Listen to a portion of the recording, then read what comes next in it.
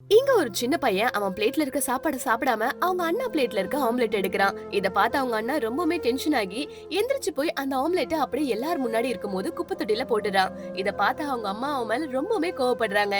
அது மட்டும் இல்லாம ஏன் அவன் இந்த மாதிரி எல்லாம் பண்ணுவான் அப்படின்னு பார்த்தனா, இந்த சின்ன பையன் மேலயே எல்லாருமே ரொம்ப பாசமா இருக்காங்க அப்படின்றதுனால இவனுக்கு ரொம்பவுமே கோவம் வருது.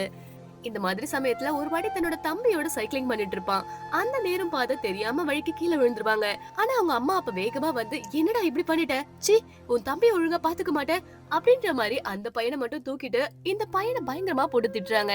இதனாலே உள்ளுக்குள்ள அவனுக்கு கொஞ்சம் கொஞ்சம் ரொம்ப சோகமாவே ஆயிட்டு இருக்கு.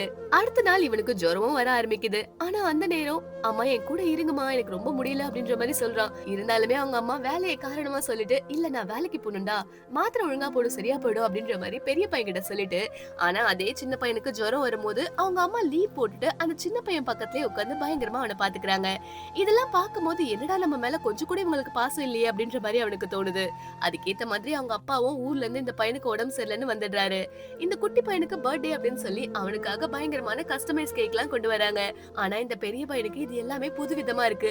என்ன நம்மள ஒருத்தர் கூட கண்டுக்க மாட்டாங்களேன்னு சொல்லி ரொம்பவே ஃபீல் பண்ணிட்டு இருக்கான். உன் தம்பி கூட நீ ஷேர் பண்ணி சாப்பிடுற கேக் அப்படின்னு அவங்க அப்பா சொன்னா கூட அந்த விஷயம் அவன் கண்டுக்காம அவன் பாட்டு போயிடுறான்.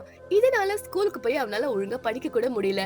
அவன் பாட்டு எல்லா குழந்தைங்களோட விளையாடாம கமெண்ட் படுத்துட்டு இருக்கான். இந்த மாதிரி சமயத்துல அவனோட ஃப்ரெண்ட்ஸ் எல்லாம் வந்து என்னடா சும்மா படுத்துட்டே இருக்குன்னு சொல்லி அவனை கேலி பண்றாங்க.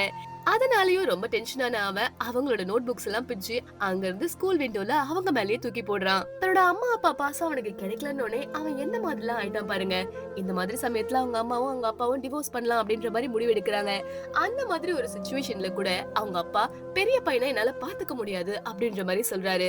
இந்த வார்த்தையை கேட்ட அந்த குழந்தைக்கு மனசு எப்படி வலிக்க சொல்லுங்க. இந்த வீடியோ உங்களுக்கு பிடிச்சிருந்தா மறக்காம லைக் அண்ட் சப்ஸ்கிரைப் பண்ணிக்கோங்க.